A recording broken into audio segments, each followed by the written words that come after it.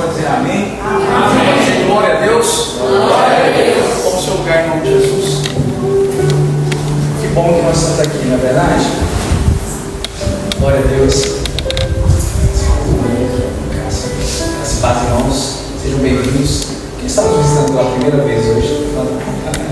Irmã Patrícia, sua filha, sejam bem-vindos, tá? Muito mais que bem-vindas. A irmã, desculpa, o nome é Keila, né? Keila. Sejam bem-vindas, tá? Sejam mais que bem-vindas, sintam-se à vontade. Tem mais alguém visitando pela primeira vez hoje? Seja bem-vindo, meu irmão. Posso começar? Mateus, seja muito bem-vindo, tá? Seja muito bem-vindo, sinta-se à vontade. Querido, você não está na casa do... Você não está na... Antes você está na primeira igreja batista, antes você está na PIB, antes você está no prédio que é inclusive alugado, você está na casa do Senhor. Você está na casa do teu Pai. E essa casa não é somente, ela não é descrita, como diz o apóstolo Paulo, simplesmente pelo aquilo que nós vemos, a parte arquitetônica desse ambiente. Não, ela não é a parte física que eu me refiro. Eu falo do ambiente a qual a glória de Deus, a presença de Deus proporciona a mim e a você. Então, sempre eu gosto de dizer no começo do culto, você está no melhor lugar do mundo. Amém. Você está no melhor lugar do mundo. Se nós estivéssemos dentro de uma prisão, Paulo usaria a palavra de Paulo, né, irmão? Paulo diz que eu estou preso, mas a palavra não está. Não é verdade? Eu estou preso, mas a palavra não está.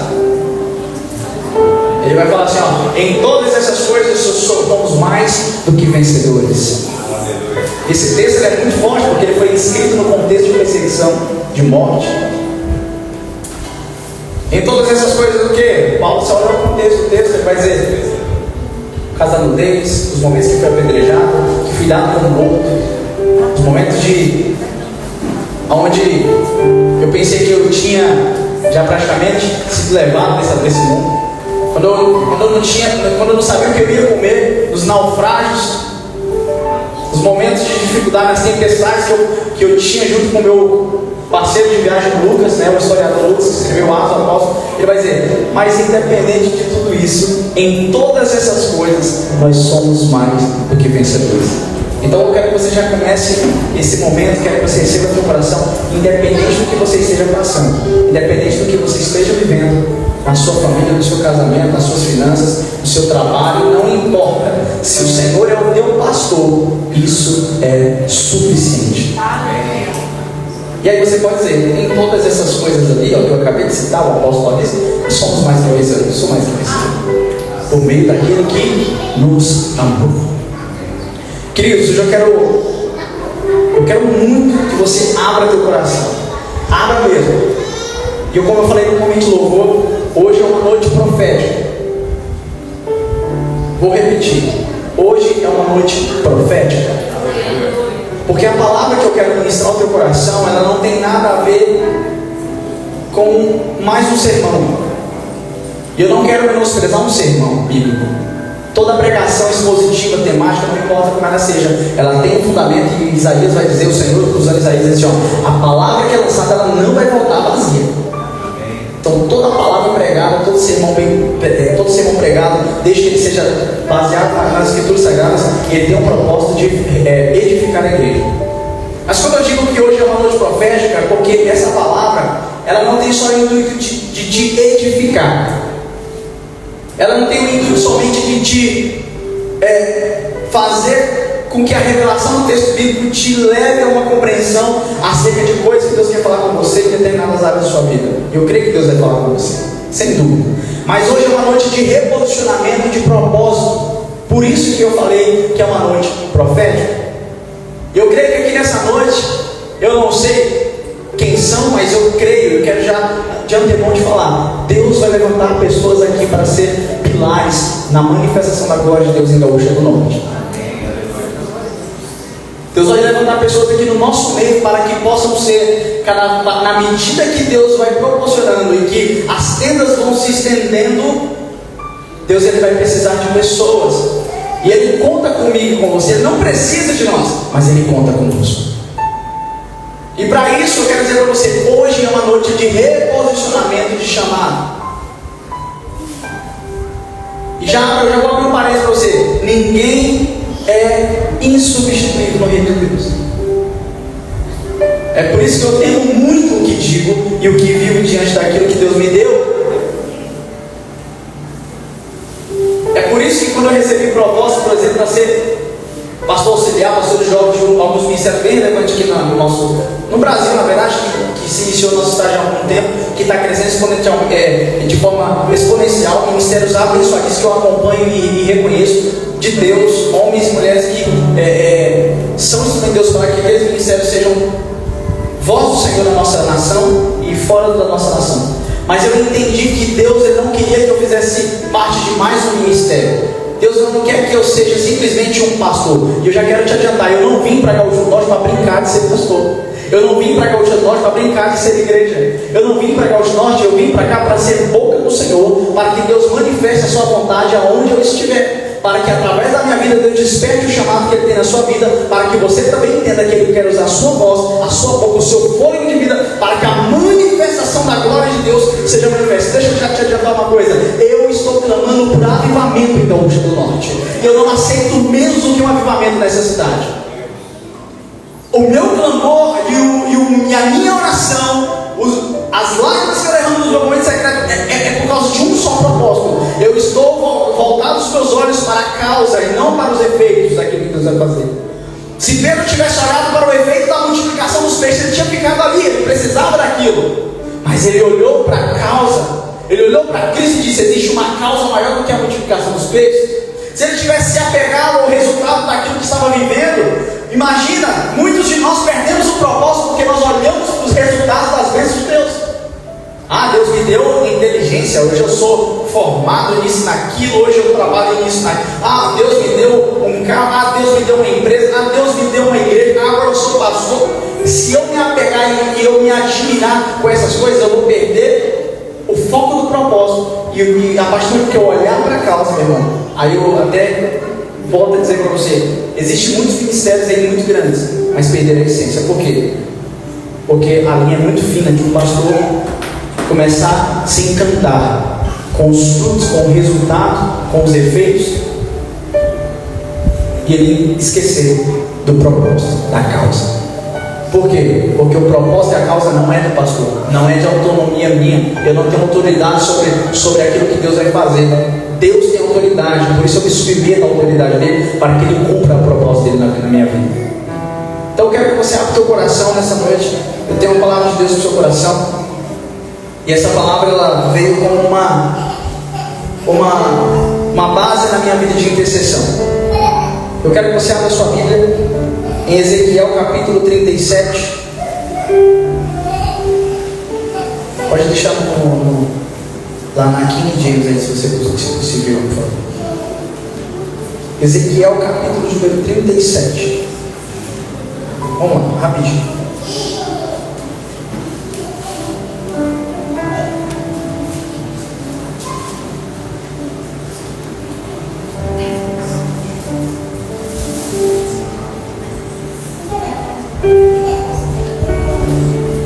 Ezequiel capítulo 37, nós vamos ler o versículo de número 1 ao 10. Diz assim: a mão do Senhor, ou de Yahweh, ou de Jeová, o Senhor pairava sobre mim, e mediante o poder do seu espírito ele me conduziu até o meio de um vale onde a terra estava coberta de ossos. Em seguida ele mesmo me levou a caminhar de um lado para outro, e pude observar que era imenso número de ossos no vale, e que todos estavam mirrados e ressequidos. Então ele me indagou: ó querido filho do homem, acreditas que estes ossos secos poderão ter vida de novo? Ó, foca nesse texto aqui, queridos. A pergunta que o Senhor faz para ele: ó filho do homem, você crê que esses ossos poderão ter vida de novo? Então eu respondi, eu vou substituir ali o Yahvé, o tetagrama ali do Senhor. Ó Senhor soberano, tu o sabes. Ele me disse: profetiza, pois, sobre esses ossos e ordena-lhes: ossos secos, ouve, repita comigo, a palavra do Senhor. Repita mais forte: palavra do Senhor. Versículo 5. Assim declara o Senhor, o eterno e soberano Deus, a estes ossos: farei entrar em vós o fôlego da vida e revivereis. Eis que criarei tendões e músculos, farei surgir carne e estenderei pés sobre vós. Porei a respiração dentro de cada pessoa e os farei viver novamente. Então entendereis que eu sou o Senhor. Então profetizei conforme me fora ordenado. Enquanto eu pregava, repita comigo, enquanto eu pregava, perfeito, ouviu-se no vale um barulho estranho, um som de chocalho, e os ossos se juntaram, osso com osso. Atentei para o que estava acontecendo e notei que os ossos estavam sendo cobertos de tendões e de carne, e logo em seguida pele os cobrira. Todavia era um corpo sem espírito, não havia o fôlego da vida neles. Versículo 9. Então o Eterno me ordenou: profetiza agora o Espírito, profetiza, ó filho do homem, e convoca o ruá, ou o sopro. Ali é o mesmo termo hebraico do lado de Gênesis, daqui a pouco a gente vai falar sobre isso. O sopro da vida, dizendo: assim diz o Senhor, ó Espírito, vem dos quatro ventos e assopra sobre esses mortos para que vivam. Fiz como me for ordenado e profetizei, e no mesmo instante o fôlego de vida entrou naqueles corpos, e eles ganharam vida e se colocaram de pé. E havia tanta gente reunida ali que dava para formar um exército sem medida. Amém? Glória a Deus. Feche seus olhos, por favor. Meu amado Pai, eu quero te agradecer por esta palavra, Senhor. Eu te louvo, Senhor. Ó soberano Pai, obrigado, Jesus, gratidão pela presença do Senhor neste lugar, e que o teu Santo Espírito seja não só notório, mas palpável, através de tudo aquilo que formos falar aqui, e que sejamos tocados, e que o Senhor venha de encontro ao nosso ser, e renova-nos, reposiciona-nos, e desperta-nos para o propósito do Senhor em nossas vidas. Em nome de Jesus, diga amém. Queridos, deixa eu falar uma coisa para você. Eu estava falando antes que a nossa vida com Deus, ela pode ser sabotada por várias coisas. Mas uma das coisas que mais Satanás vai usar para te sabotar, para parar você, para te distrair, muitas vezes não vai ser coisas aterrorizantes. Não vai ser uma visão de um demônio. Não vai ser uma obra de macumba na sua casa que fizeram contra você e sua família. Não vai ser muitas vezes uma obra de feitiçaria ou qualquer outra coisa que venham fazer contra você de forma aterrorizante. Possa assim dizer. Uma das armas mais sagazes de Satanás na vida de um homem, de uma mulher que decidiu caminhar com Cristo, para que ele se distraia, para que ele pense que participar de um culto é o suficiente, para que participar de uma igreja é o suficiente, para que sentar no banco de uma igreja já é o suficiente na minha vida, é bem simples. E ao mesmo tempo muito estratégico. A sagacidade de Satanás para que ele possa parar e ofuscar o propósito que ele tem na sua vida começa em uma proposta só. Repita comigo: familiarização. Como assim, pastor? A familiarização nos faz entrar em dois caminhos. Primeiro, nos acomodamos diante daquilo que Deus quer falar com a gente e fazer na nossa vida e através da nossa vida. Por quê? Porque a gente se familiariza com a vida eclesiástica. A gente se familiariza com a nossa vida. E a gente cai no primeiro erro, no primeiro pecado, de pensar que o fazer parte de uma igreja me torna alguém aprovado por Deus. E o segundo erro é: aí já Satanás ele faz o que? Ele te esfria espiritualmente, baseado nessa primeira característica que eu acabei de falar, essa primeira função, nesse primeiro caminho, ele te familiariza. Ah, vamos, é mais um culto, né? Mais um final de semana, vamos lá ouvir o pastor pregar. Vamos lá, mais um culto, né? Aí esse Satanás já está na tua boca. Aí o que ele faz? Ele te fica, ele te traz para um estado de, ao contrário daquilo que 1 Tessalonicenses capítulo 5, versículo 17 diz: não estigais o Espírito. Porque tem gente que pensa o seguinte: Rapaz, o Espírito Santo é Espírito Santo. Deus é Deus. Ele habita dentro de mim, Ele prometeu, pronto, acabou. O que Ele diz está feito. Hoje eu quero desmistificar algumas coisas do teu coração que Deus tem falado que me deixou. Mentira. E vai parecer até heresia que eu vou falar, mas eu vou te explicar. Deus falar que você vai ser um pastor, um profeta, um líder, um homem ou mulher de Deus, ou vai te fazer alguma coisa na sua vida, não é suficiente. Como assim, pastor? Deus dizer ou determinar uma palavra sobre mim não é suficiente? Não é suficiente. E eu vou te provar isso na palavra. Eu vou usar um exemplo de dois homens, e daqui a pouco a gente vai entrar no texto, deixa eu fazer uma introdução aqui. Eu vou usar o exemplo de dois homens na Bíblia que mostram exatamente isso. Os dois foram ungidos da mesma unção, foram designados para o mesmo propósito, mas só um foi sabotado por Satanás: Davi e Saul. Saul, um homem íntegro, reto, filho de Aquis, um homem, um príncipe, porque seu pai era um homem, tinha um poder aquisitivo muito alto na região. Ele era um homem que tinha a aparência de um guerreiro. A Bíblia descreve ele como um homem belo e alto. E a Bíblia vai destacar que o seu coração não era o coração de um homem, era um homem reto. Samuel, então, quando ele está em determinado local, a Bíblia diz que Saul está procurando a jumenta do seu pai que tinha se perdido nas montanhas. Ele então, junto com o seu servo, ao procurar a jumenta, ele diz: Senhor, nós não vamos encontrar, mas eu tenho uma ideia, nós vamos até aquela cidade mais próxima, porque sabendo que tem um profeta, um homem de Deus ali, e ele vai dizer para nós, eu tenho certeza que ele vai dizer onde está a jumenta. Ele então, vamos lá, mas antes de nós irmos, calma aí, deixa eu ver que eu tenho para presentear ele. E ele então vai, chega lá, e quando ele chega no local onde Samuel está, o profeta Samuel, a Bíblia diz que Samuel já sabia que ele ia chegar, porque Deus já tinha falado com ele. Então o Saul entra e falou assim: ó, pode entrar, eu já estava te esperando. E aí desenrola, só para resumir a conversa, a Bíblia diz que a Bíblia não conta com esse detalhe, mas se você observar, Samuel, ele admirou muito aquilo. Samuel observou aquele cara e fez: esse é o cara que o povo está pedindo um rei, esse vai ser o cara.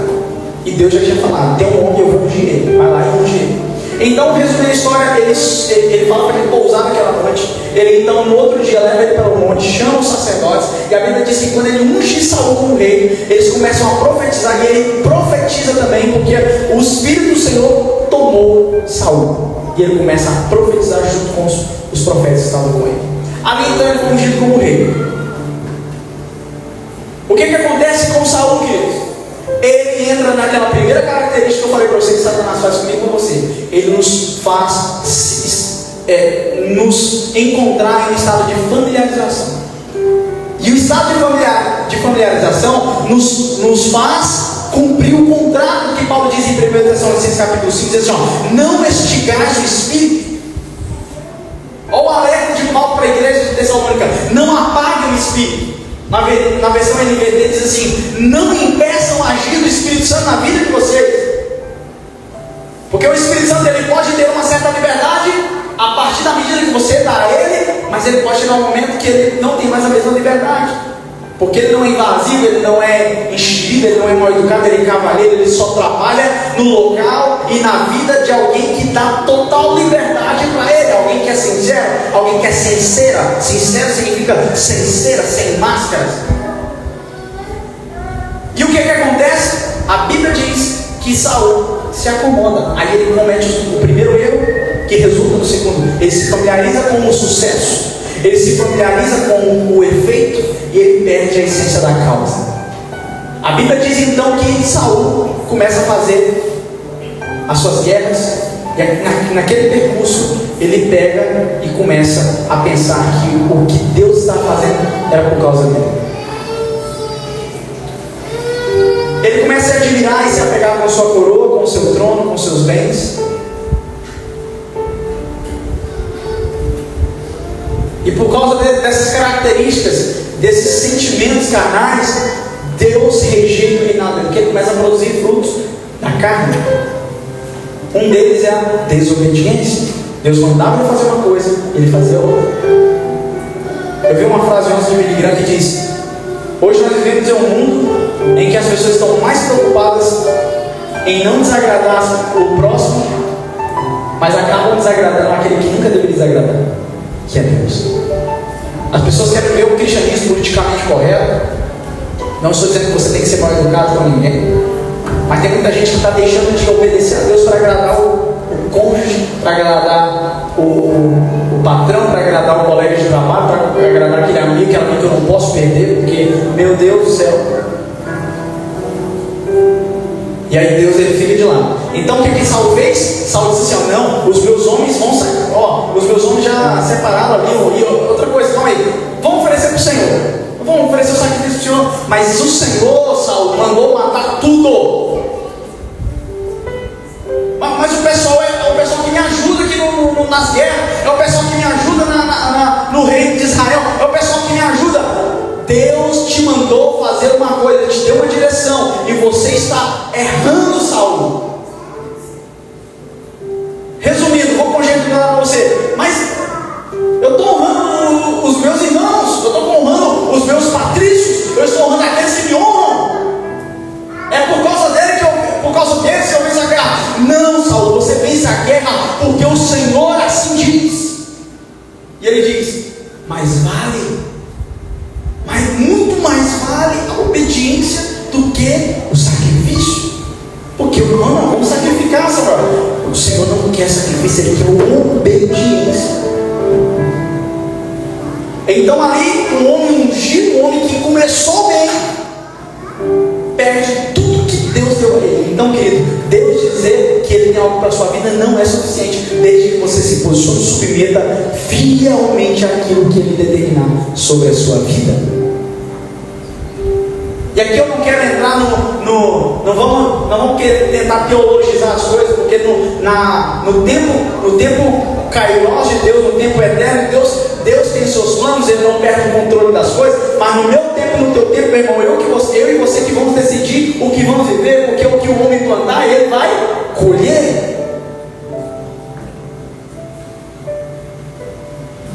Então não pense que porque Deus colocou uma coroa sobre você, Ele te deu bênçãos. Não, cuidado.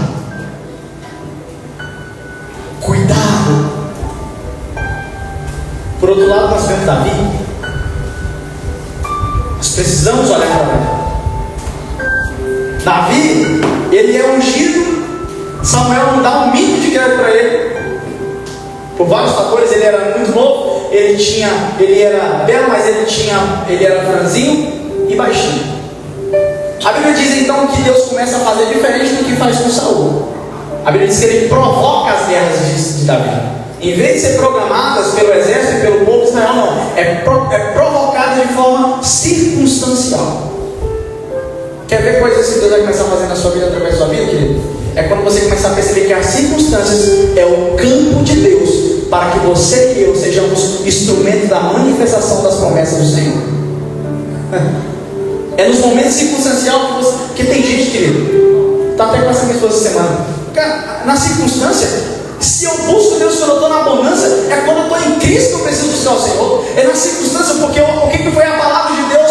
O que Davi falou para o gigante? Você vem a mim com espada e escudo, eu vou até você em nome do Senhor dos Exércitos. Ou seja, não importa a circunstância que eu me meti, eu sei que o Senhor é comigo, eu busco e consulto o Senhor. Davi, em todas as suas batalhas, o que ele fazia? Senhor, posso ir? O Senhor vai me dar a vitória?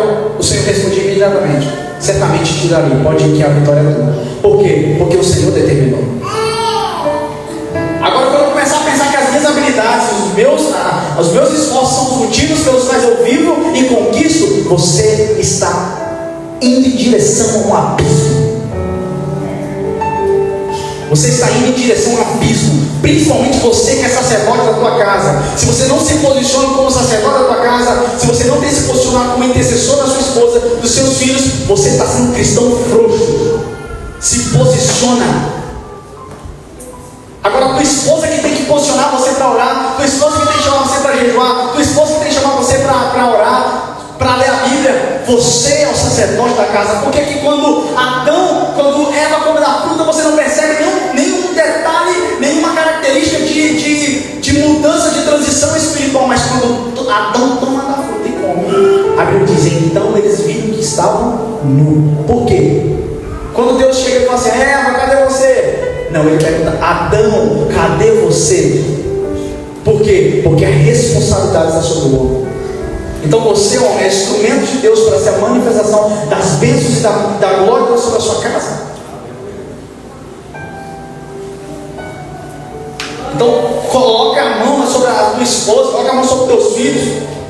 Chama os teus filhos e fala assim: ó, desliga a televisão, desliga o celular. Nós vamos orar agora, nós vamos preparar um ambiente. Essa casa é do Senhor. Não importa o demônio, não importa nada que está acontecendo. O Senhor é o Deus dessa casa. E nós vamos orar e nós vamos agradecer, porque eu sei que o Senhor é o trono dessa casa, pertence a Ele.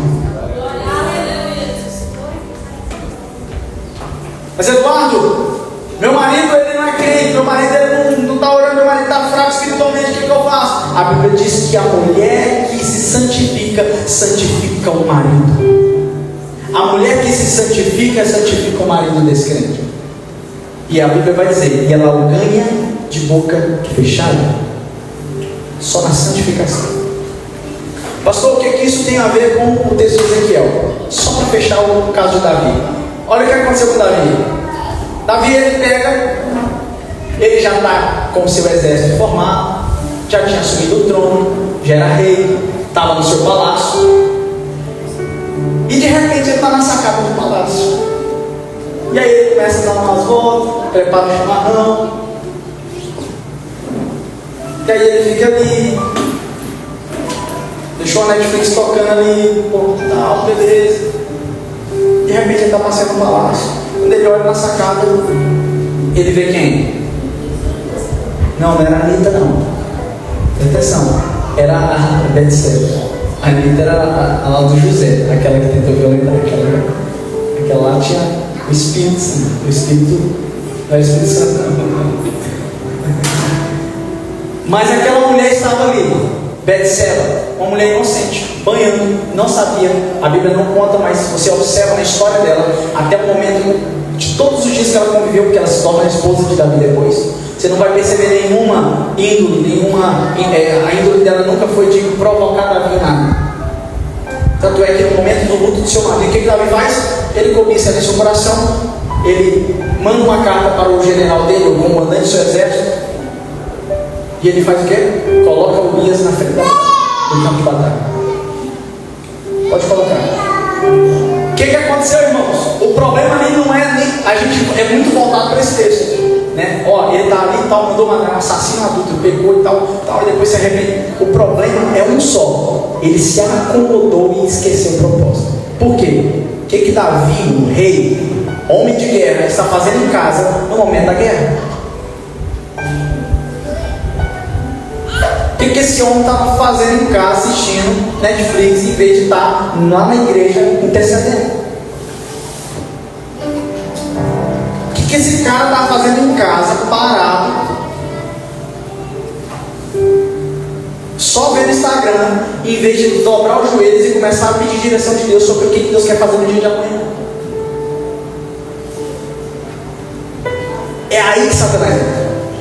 A familiaridade com o palácio, com aquilo que Deus já me deu, meu coração começa a se emocionar naquilo aqui que eu faço. Eu pego e caio na lista de Satanás. Satanás ele vem, provoca. Só que diferentemente de Saul, ele não se justifica. A única coisa que ele faz é correr do templo. Quando ele pega, ele dorme com aquela mulher. Depois ele descobre que ela está grávida. O profeta o profeta Natan vem e fala para ele, conta aquela historinha das ovelhas e tal, que tinha um cara que tinha muitos rebanhos, muitas ovelhas e tal, só que ele olhou o cara lá que só tinha uma, e ele queria aquela. Ele tira sua espada e diz assim, me mostra quem que é esse cara. Ele tira aquela peixeira dele, me mostra quem é esse cara, é você. Ah, Senhor, eu pequei. Não, ele, diferente de Saul, que diz, não, calma aí, vamos, fica comigo para a gente oferecer, para que pelo menos meus homens me honrem. Não, calma aí, a preocupação dele era a coroa, a preocupação dele era o trono. Davi tinha uma preocupação. Salmo capítulo número 50, ele diz, Senhor, não tires de mim o teu espírito. Eu vou conjecturar, pode tirar tudo se eu quiser, tira coroa, tira palácio, mas não me deixa perder a intimidade, porque é por causa do Senhor que eu estou aqui, é por causa do Senhor que eu escrevo esses salmos,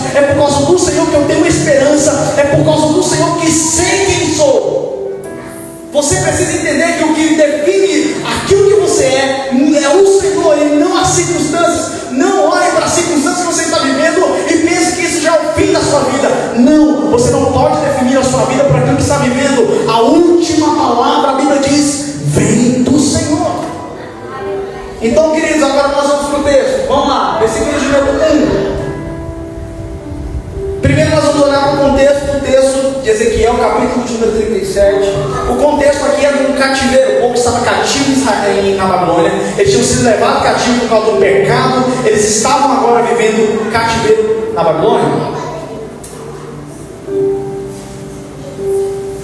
Agora, qual que é o propósito da palavra de Ezequiel? Qual que é o propósito dessa profecia, dessa revelação que Deus deu para ele? O propósito era direcionar o povo e mostrar qual era o processo que Deus ia fazer diante do povo. E eu quero retornar e reforçar aquilo que eu disse. Esta palavra é uma palavra para provocar em nós algo profético. E eu creio que Deus vai fazer isso em Gaúcho do Norte. Ele vai restaurar muitas famílias em Gaúcho do Norte através dessa igreja. Ele vai restaurar ministérios que estão desacreditados nesta igreja.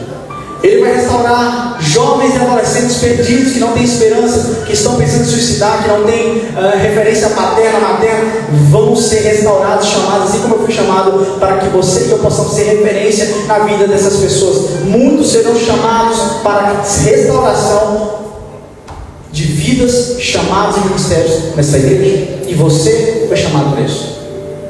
Mas antes de tudo isso, Deus precisa fazer com que nós, que somos o exército de Deus, tenhamos e sejamos restaurados pela palavra do Senhor. E é por isso que exige de nós, o Senhor precisa de nós e requer de nós humildade.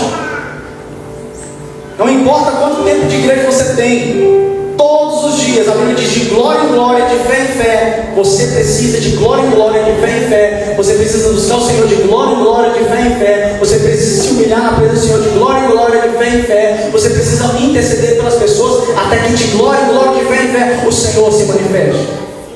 Para que Ele continue posicionando, para que Ele continue direcionando. Por quê? Porque o que Deus falou comigo ontem foi para ontem, o que Deus vai falar comigo hoje é para hoje. Então, queridos, o contexto do texto foi aplicado ao povo no cativeiro da Babilônia. Eles já estavam nas últimas.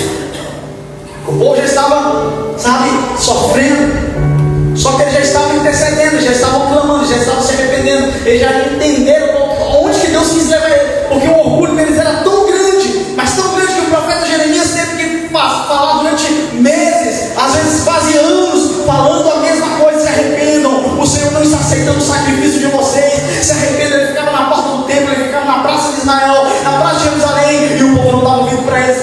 Pelo contrário, alguns odiaram, rangiam os dentes, colocavam ele numa cisterna, prendiam ele em calabouço, e Deus libertava ele e falou: volta para lá e profetiza de novo. O que aconteceu? O povo era tão orgulhoso que eles não se deixaram levar e não se arrependeram. O Senhor precisou levar eles cativos para a Babilônia. O cativeiro da Babilônia representa duas coisas em nossas vidas. A primeira, estado espiritual. Segundo, pecado.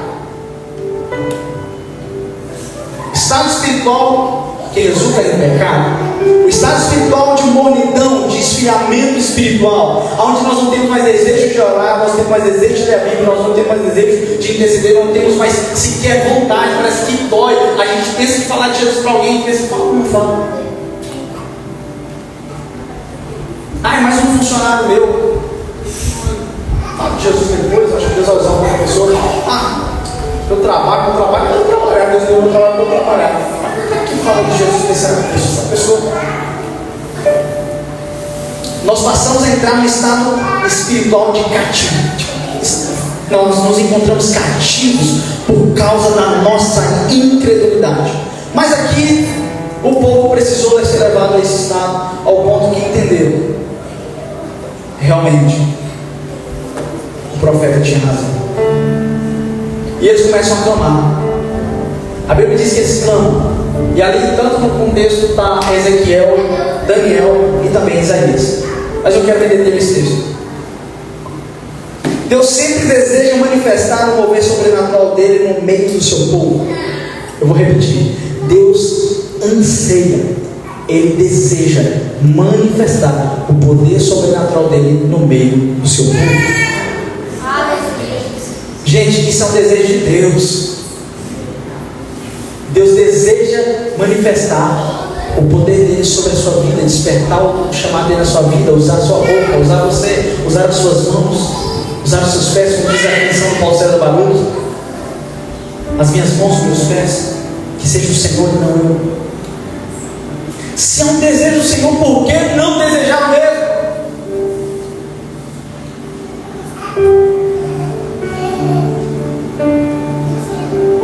Mas como eu falei no início, Deus querer fazer algo não é suficiente. Mas Eduardo, a Bíblia diz que agindo Deus, quem impedirá? Por que você está dizendo que quando Ele quer fazer uma coisa, há um impedimento? Você entendeu errado esse texto. Esse texto está dentro do contexto da manifestação dele através de uma pessoa que já se posicionou. De uma pessoa que já se posicionou, de uma pessoa que já entendeu o propósito dela. Quando essa pessoa se posiciona, ela entende o propósito dela e ela se posiciona, abrindo a sua boca para falar daquilo que Deus é, daquilo que Deus diz, daquilo que Deus mandou ela dizer. Agindo Deus através dessa pessoa, ninguém vai impedir.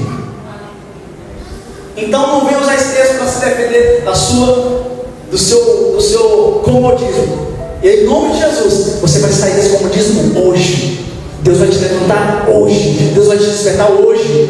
E não se sinta sozinho. Eu passei por isso. Eu passo por isso de vez em quando. E eu preciso urgentemente buscar a presença do Senhor. Eu preciso urgentemente colocar lenha na fogueira. Eu preciso urgentemente proclamar um jejum ao Senhor. Eu preciso urgentemente clamar, igual, como diz minha esposa, é até enjoado de que eu fico na presença de Deus. De tanto que eu sou temor na presença de Deus. Porque eu tenho medo de perder a presença de Deus. Eu tenho medo de perder aquilo que Deus está querendo fazer. Porque, como diz o pastor Lucas naquela canção, quando fizer algo nessa geração, Senhor, não faça sem mim. Não faça sem mim, Senhor.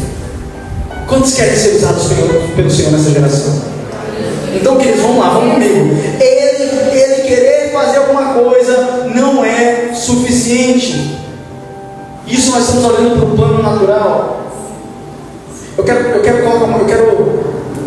que você pegue essa chave no teu coração. Vamos lá. Ele sempre vai usar alguém para preparar o altar e acender o fogo desse altar. E de tempo em tempo você vai ver isso na Bíblia. Um exemplo disso é esse caso. E isso não foi só um momento. E era o povo de Deus, era o povo amado do Senhor.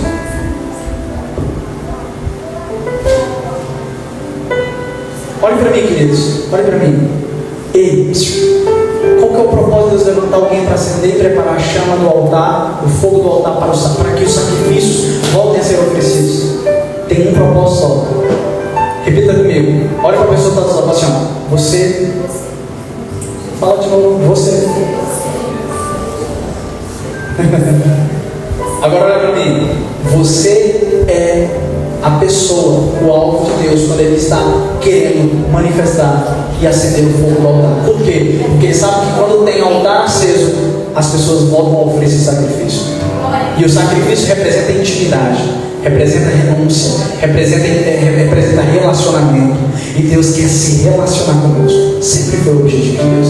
Por que Deus criou Adão e Eva? Para se relacionar conosco. Então o propósito de Deus sempre é levantar alguém para preparar e acender o altar do Senhor. Ele sempre vai usar alguém para preparar o altar e manter o fogo do altar aceso. E a pergunta que eu te faço: o que é o altar no Antigo Testamento e o que é o altar no Novo Testamento? O altar no Antigo Testamento ele era físico, ele era literal. Hoje, o altar do Senhor, como diz o próprio escritor aos Hebreus, as coisas do Antigo Testamento, da Antiga Aliança, eram apenas sombra daquilo que havia de ser revelado.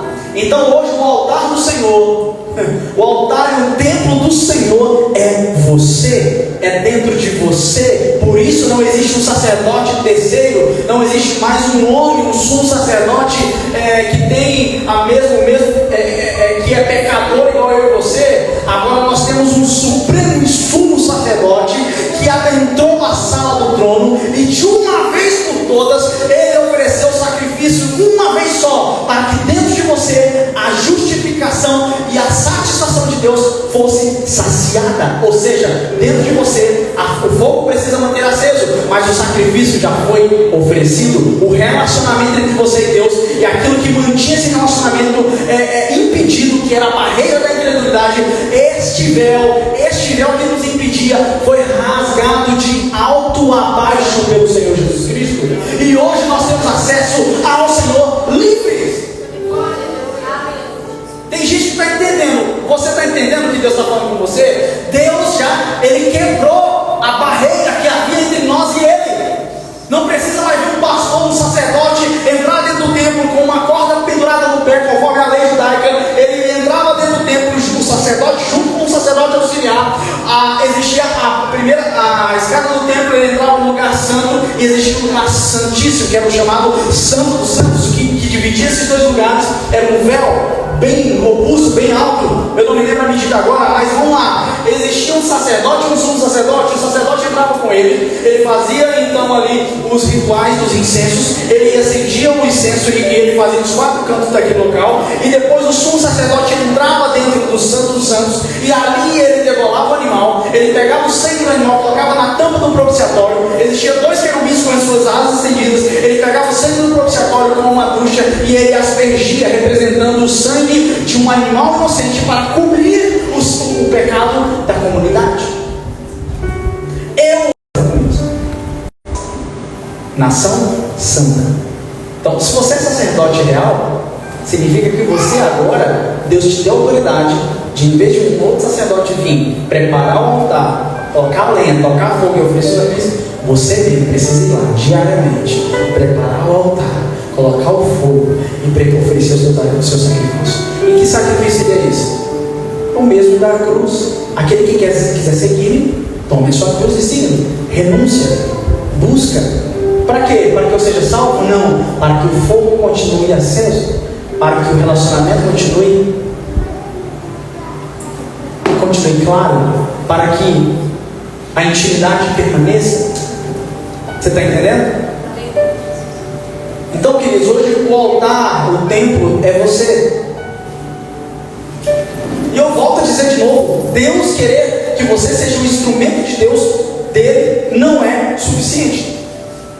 Deus olhou para o povo de Israel. Olha a cabeça de Deus. Eu vou te provar no texto bíblico. Projeta para nós Ezequiel capítulo 22. O próprio Ezequiel profetizou isso. Deus olhou para o povo de Israel, o povo que ele foi lá. Ele mesmo falou assim: eu vou tirar vocês daí, vou levar vocês para a Babilônia, e vocês vão ter que aprender de forma diferente. Você infelizmente vai ter que fazer assim. Deus leva o povo, Deus pega lá o seu povo, que ele tanto ama, e coloca em um determinado local para levar eles à consciência de que realmente eles precisariam buscar mais o Senhor. Agora a pergunta que eu te faço: Deus olha para o povo e Ele quer restaurar o seu povo, Ele quer salvar o seu povo, Ele quer despertar o seu povo, Ele quer manifestar a glória dele sobre o seu povo. Quer ou não quer, irmãos? Quer. Mas não é suficiente. Entenda, não é suficiente. Então veio a palavra do Senhor. Coloca o versículo de número 30. Busquei entre eles um ser humano. Deus querer fazer uma coisa, só que Deus ele respeita o processo e a forma que Ele estabeleceu de como Ele faz as coisas na terra. Ele vai usar o seu povo, Ele vai usar um homem, Ele vai usar sempre uma pessoa. Busquei entre eles um ser humano que ajudasse a erguer uma muralha em toda a cidade, alguém que cooperasse. Qual que é a versão Almeida, por favor, ou NVI? Olha isso, olha que forte esse texto. Procurei entre eles um homem que erguesse um muro e se pusesse diga brecha, diante de mim e em favor. Quando ele fala muro ali, que não é literal, não está falando de muro. Ele está falando de brecha, da brecha do muro literal. Ele está falando de intercessão. Ele está falando de alguém que clame, alguém que chore pelo povo, alguém que fala: Senhor, tenha misericórdia, Senhor. Ele está procurando alguém que fique o dia, pelo menos uns 2 dias sem comer, e diga: Senhor, perdoa-nos por estes pecados. Eu procurei um homem que erguesse os colocasse na brecha diante de mim. Ele está dizendo assim: eu estou querendo intervir, eu quero fazer, mas eu não achei ninguém para me pedir isso.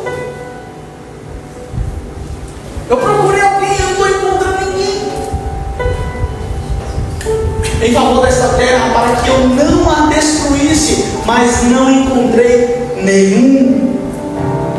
Eduardo, por que o próprio profeta Ezequiel não fez isso?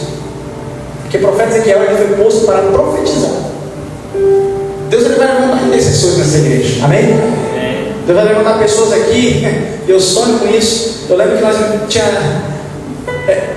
querido, quando Deus levanta um ministério de intercessão, Deus tem um propósito de fazer com que a base da igreja seja sólida e o Senhor continue mantendo o altar aceso. O profeta, o propósito dele é profetizar. Mas tem profeta também que profetiza e intercede, que foi o caso de Isaías. A Bíblia diz que Isaías ele colocou as suas nádegas para fora. É isso mesmo, ele colocou a bunda para fora, ele ficou exposto a bunda para fora.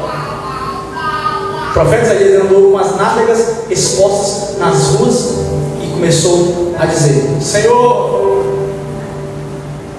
e o povo olhava: Senhor,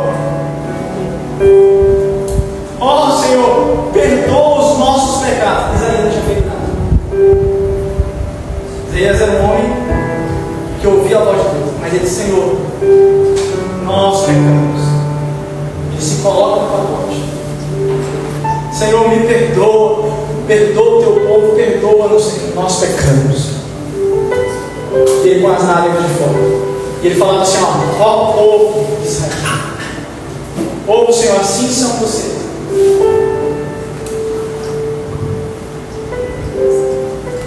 Procurei um só homem para que intercedesse pelo povo diante de mim, para que eu não destruísse, e a nenhum encontrei. Será que o Senhor pode encontrar intercessores aqui nessa noite?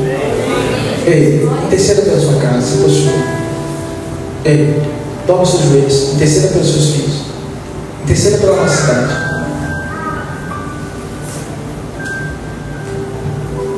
Eu vou te adiantar uma coisa, você que o seu nome, todos os dias, não só uma vez por dia, lá em casa é citado em oração. Se eu não te conheço ainda, em nome de Jesus, a partir de hoje eu quero conhecer você. Eu quero orar com você para que Deus nos desperte. E não pense que eu oro com você pensando que já estou suficientemente satisfeito. Eu, antes de orar com você, eu preciso estar bem, então. Eu preciso estar cheio do Espírito Santo. Eu preciso estar tinindo na presença de Deus. Eu preciso entender. Deus está compreendendo. Estou compreendendo, Senhor. Você está compreendendo, meu filho? Isso é o caminho que você vai percorrer. Estou entendendo, Senhor. Essa situação é por isso. Olha, Eduardo, você errou. Eduardo, você precisa se posicionar aqui. Eduardo, não cometa mais isso, Senhor. Aí Deus vai me posicionando agora. Começa a profetizar. Então, queridos, nós como homens e mulheres de Deus precisamos entender que Deus quer intervir, mas Ele vai usar você e eu.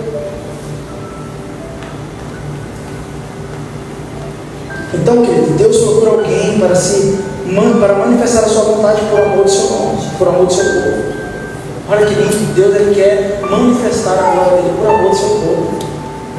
Ei, Deus te ama incondicionalmente. Ele não desiste de você. Hebreus vai dizer que o pai corrige o filho que ama. Se ele não vos corrige, Paulo vai dizer: vós sois bastardos. Se não há correção, se não há, funelação, se não há prensa para que o óleo saia da oliva, para que saia o azeite, se não está tendo prensa, porque Deus, tem momentos que nós precisamos passar pela prensa. Tem momentos que Deus tem que pegar a gente, né, James? Deus tem que pegar a gente. O James é muito mais rico, ele sabe disso. Deus tem que, um momento, vai pegar a gente e vai ter que colocar a gente em circunstâncias que aí só ninguém vai entender, só você e Deus. Você tem que buscar coisa. Aí lá no momento, no finalzinho, você vai entender. Agora eu entendi, né, Deus? Aí Deus vai vou pegar esse azeite, vou extrair de você e vou começar a derramar unção nas outras pessoas. Por quê? Porque a extração do azeite tem um propósito. Quem não gosta de usar um azeite na comida? Lá na minha terra do Nordeste a gente usava muito a Cleia vai saber. A Cleia, a mãe dela, vai saber. O óleo do coco de babaçu. É gostoso, né? Quem que já comeu? Levanta a mão. Quem já provou? São meus amigos. No leite de coco? Aleluia. É gostoso demais. Uma vez minha mãe pediu de encomenda, irmão. Minha mãe pediu de encomenda. Queridos, é tão gostoso, tá? Falando de culinária aí, desculpa aí você está assistindo a live, eu estou assistindo a live da igreja para ouvir de culinária. Ai, Deus. Queridos, Deus precisa muitas vezes nos pensar para que a manifestação dele. Esses homens, queridos, esses homens sofreram demais para profetizar sobre Israel. Esses homens, você tem noção, Jeremias que profetizou a antecedência da invasão de Nabucodonosor, a Bíblia diz que ele entrou em tanta crise emocional que ele escreveu lamentações, lamentando, porque ele tinha que falar aquilo e ele doía muito. Ele falava assim: ai de mim, Senhor. Falou: vai lá, filho do homem, fica na porta do templo e profetiza. Senhor, aí o pessoal jogava ele dentro da cisterna, aí jogava ele dentro da cadeia. Senhor, o teu povo profetiza, filho do homem. O poder de Deus, queridos, olha só isso. O poder de Deus é manifestado por meio de uma única autoridade. Uma única autoridade. Pega isso. Guarda isso no seu coração. Fechado isso. O poder de Deus se manifesta por meio de uma só autoridade. A autoridade é quem? É o profeta? Diga não. A autoridade é quem? É o pastor? Não. A autoridade, a manifestação da autoridade, a forma e a autoridade que Deus estabeleceu para a manifestação de sua glória não é por causa de ministério, não é por causa de pastor, não é por causa de homem e de mulher, é por causa, repita comigo bem forte, palavra de Deus. Repita mais forte até você entender, palavra de Deus. Coloca lá em Ezequiel capítulo 37.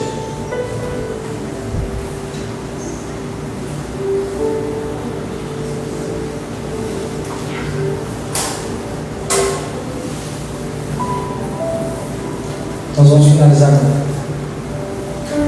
Eu vou chegar no final.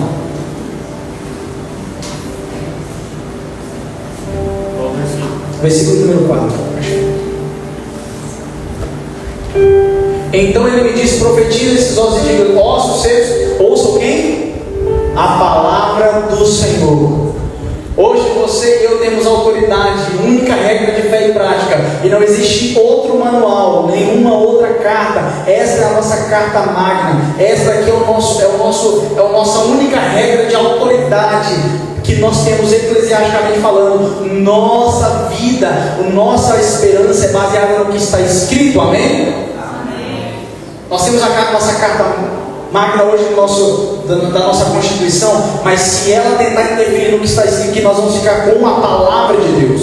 Se um dia o Estado tentar interferir naquilo que a palavra de Deus nos manda fazer, nós vamos ficar com a palavra de Deus. Se um dia o governo tentar nos mandar parar de falar do que está escrito na palavra de Deus, eu vou continuar com a palavra de Deus. Por quê? Porque a única autoridade da manifestação da glória de Deus está em manifestar e falar da palavra dele. Aleluia, amém? Então, queridos, Deus, Ele vai manifestar a glória dele através da sua palavra.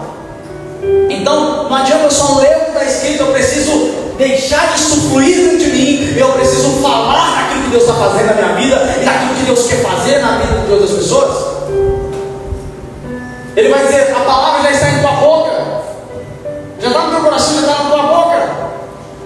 E Ele vai dizer: profetiza, só diga, ossos secos, ouçam a palavra. Osso tem ouvido, querido. O osso pode ouvir. Morto pode ouvir. Lázaro poderia ouvir alguma coisa?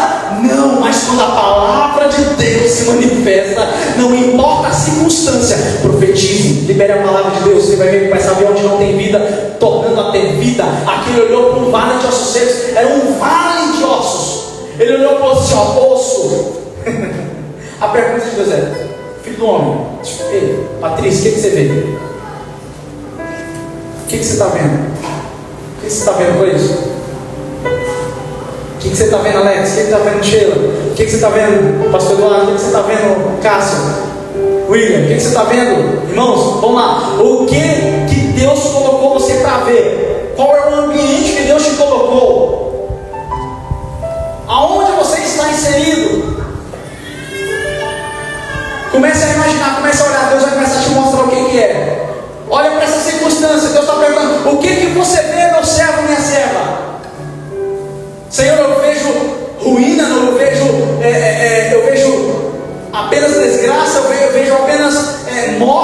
eu vejo solidão, eu vejo medo, eu não vejo esperança.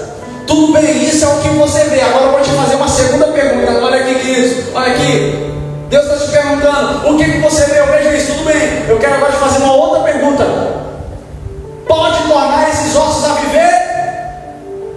Ele diz, ele não ousa dizer nada além de dizer o seguinte: tu sabes, Senhor. O Senhor é quem sabe disso, eu não sei. É você olhar para a circunstância e dizer: Deus, eu estou vendo isso. Aí Deus está te perguntando: mas o que você acha que pode acontecer com isso? O que você acha que pode acontecer com essa situação, Eduardo? O que você vê não importa. O que importa é o que eu digo, o que minha palavra diz. Então a pergunta que ele faz é: podes esses ossos tornar a viver? Ele diz: Senhor, só o Senhor que sabe, eu não sei. Então ele me disse: então profetiza aos ossos. O que Deus queria ver? O que Deus quer ver em você? Ele não está dizendo você menosprezar aquilo que você vê. Ele não menospreza o teu choro, ele não está menosprezando a sua solidão, ele está menosprezando a circunstância que você está passando. O medo que você sente, ele não está menosprezando os seus sentimentos. Ele não está menosprezando, sabe, o choro que você derrama, a ansiedade que você tem, a preocupação que você tem. Ele não menospreza isso. Ele escute isso. Deus não menospreza aquilo que você vê, que você sente.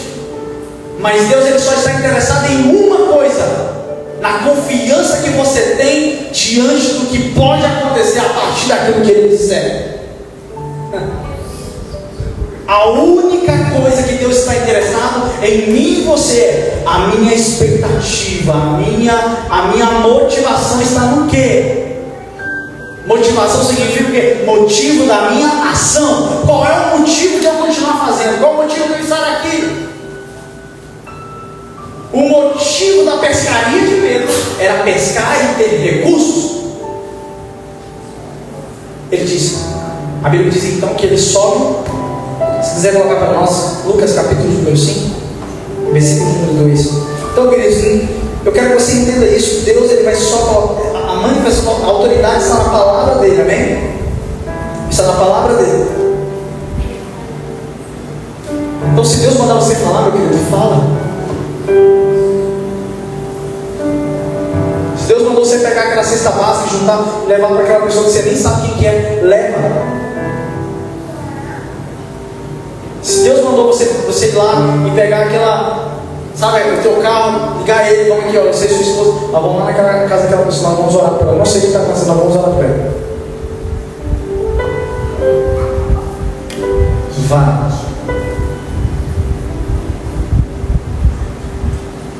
Lucas capítulo número 5, versículo número 2, diz assim. Coloca na versão Almeida, por favor.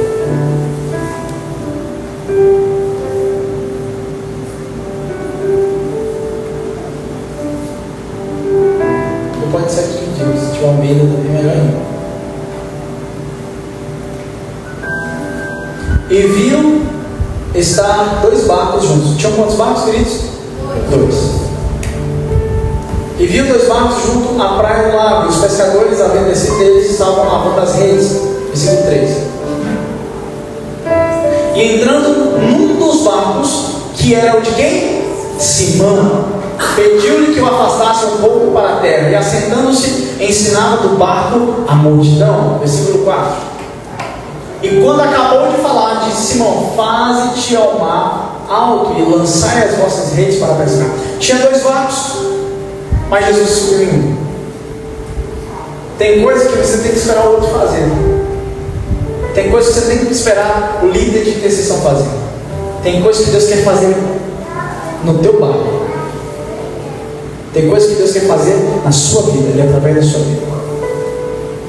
Porque para que nós possamos ser uma igreja relevante, nós precisamos entender e tirar de nós essa perspectiva de que Deus vai usar só o pastor, Deus vai usar só o líder de intercessão, Deus vai usar só o líder de jovem, Deus vai usar você. Deixa Deus te usar. Eu estava limpando a igreja com 2 jovens aqui ontem. Eu falei assim: ó, deixa Deus usar vocês, Deus está usando vocês.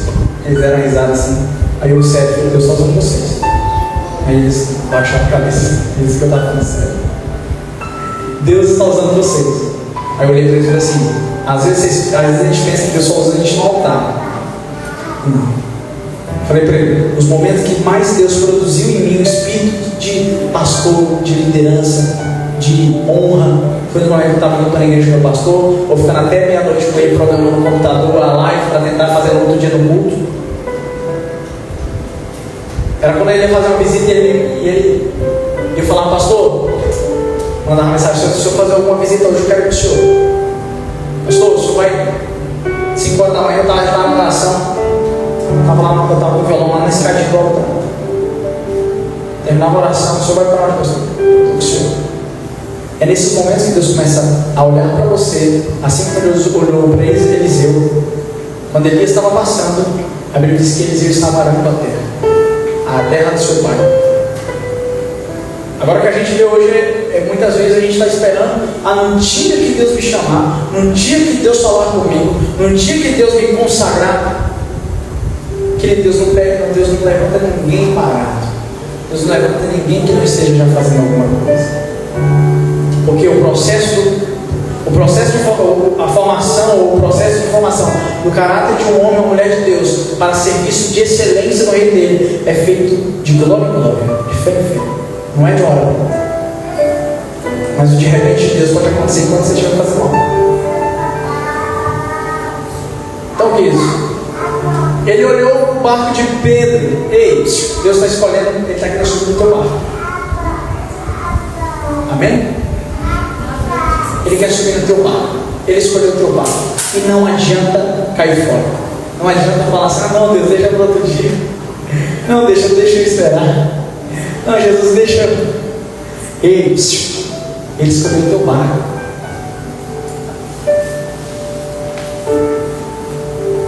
Isso significa mais ou menos que Deus sempre vai usar alguém para fazer aquilo que Ele quer fazer. Ele usou o barco de Pedro.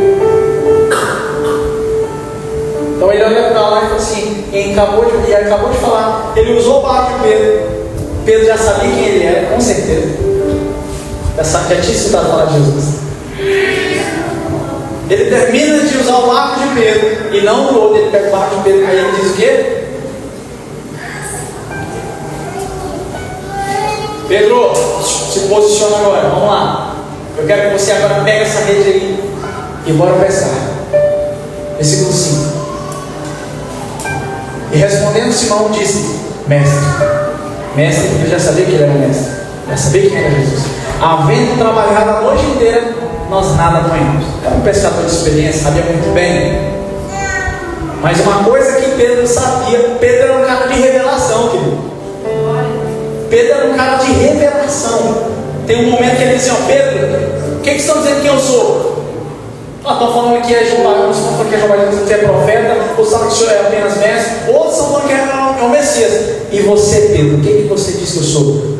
Tu és o Cristo, filho do Deus vivo. Aí ele falou: Simão, filho de João, essa revelação não veio de ti mesmo, ela veio do Pai que te revelou. Então ele era um cara de revelação, era um cara de coração aberto, um cara bruto, mas ele era um cara de coração aberto. Por quê? Porque agora ele vai dizer o seguinte: Senhor, eu tenho experiência com peixe, eu pesquei a noite inteira, eu conheço esses mares, mas eu vou falar uma coisa para o Senhor: se o Senhor está mandando eu fazer, sobre a tua palavra eu vou lançar a rede. Por quê? Porque ele sabia que a autoridade, a manifestação da glória de Deus está sobre a palavra do Pai, está sobre a palavra dele. Se ele falou, está falado, querido. Não tenha medo, se posicione, abra a tua boca e deixa a palavra de Deus falar sobre a tua palavra. Quer ver um momento que ele crê nessa palavra? Na quarta vigília da noite, lá em Lucas, ele vai falar que eles estavam ali, Jesus tinha acabado de pregar em Decápolis, era uma cidade misturada com fenícios e gregos ali, e aí Jesus, ele falou: podem ir que depois eu alcanço vocês. Mas como assim? Aí eles vão no barco, a Bíblia diz que então uma tempestade vem, e aquela tempestade eles observam que tem um homem vindo sobre as águas, e eles: meu Deus, um fantasma! É um fantasma, os discípulos atemorizados. De repente Pedro se posiciona: Ele fala: irmãos, não temam. Não temam, sou eu. A Bíblia diz que Pedro se posiciona. Ele não espera ninguém falar. Um homem de revelação, um homem e uma mulher de Deus, ele não espera ninguém promover ele não espera ninguém falar para ele o que tem que ser feito, ele não espera nenhum tipo de oportunidade. Ele vai ao encontro daquilo que Deus está fazendo, e ele diz o que? Se és tu, Senhor, fala para que eu vá até ti. Ou seja, libera uma palavra, porque a tua palavra tem poder. Se o Senhor falar para eu ir, eu vou. Dependência, posicionamento e dependência. A Bíblia diz então, ele falou assim: pode vir, Pedro. A Bíblia diz que ele anda sobre. Ele anda sobre o quê? Também, mas ele andou sobre a palavra. Ele andou sobre uma palavra. Ande sobre a palavra que Deus está dando. Mas eu não vou no culto porque o pastor não me cumprimentou. Eu não vou na igreja porque não tocou o hino que eu gosto.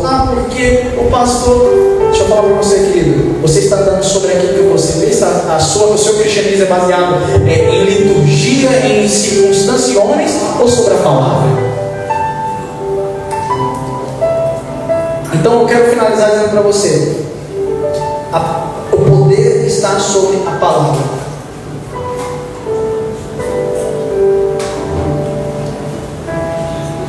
A Bíblia diz que ele profetiza aos ossos, os ossos começam a se mover, eles se juntam. A Bíblia diz então, depois que ele profetiza o quê? Repitam comigo: tendões. Repitam comigo: tendões. Os tendões representam, o osso representa morte, não tem mais vida. Mas você já profetizou. Se você profetizou, o que vai acontecer? Os tendões. Os tendões ali representam o quê? Movimento, tensão. Mesma coisa que acontece com o violão, com as cordas tensas, de tendão, vem de tensão. O tendão, ele serve para quebrar, articular o movimento dos ossos. Eles estão ligados à junção dos ossos. Então o tendão, ele vai fazer essa igreja fazer o quê? Se movimentar. É o que Deus está fazendo. Ele está movimentando a igreja. Ele está colocando os tendões nos lugares. Ele já despertou os ossos. Ele já despertou aquilo que parecia não ter vida. Agora ele está colocando os tendões. Amém? Você crê nessa palavra? Deus está colocando os tendões. Ele está colocando os tendões para que os ossos começam a ter movimento. Mas existe muita igreja que começou dessa forma e parou nos tendões.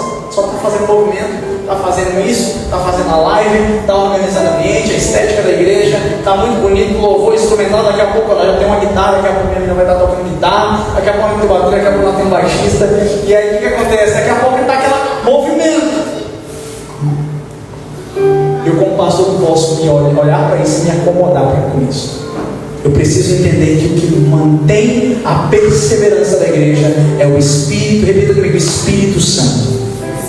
A Bíblia diz que então ele profetiza, os tendões vêm, depois vem a carne para proteger. Isso significa maturidade. Quando nós começamos a amadurecer, meu querido, a gente começa a entender quem nós somos. A gente começa a entender e nada nos abala mais. Tem gente que para e deixa de ir para a igreja, dar várias desculpas, mas começa a deixar de buscar o Senhor, para de orar, para de participar dos cultos por causa de qualquer coisa, porque não tem ainda maturidade espiritual. Deixa Deus amadurecer você, deixa Ele colocar os movimentos necessários para que você continue caminhando, mas deixa Deus, por meio da palavra dele, amadurecer você. Só que aí ele finaliza naquilo que é mais essencial para uma igreja continuar em movimento. Repita comigo: Espírito Santo. Uau! Uau!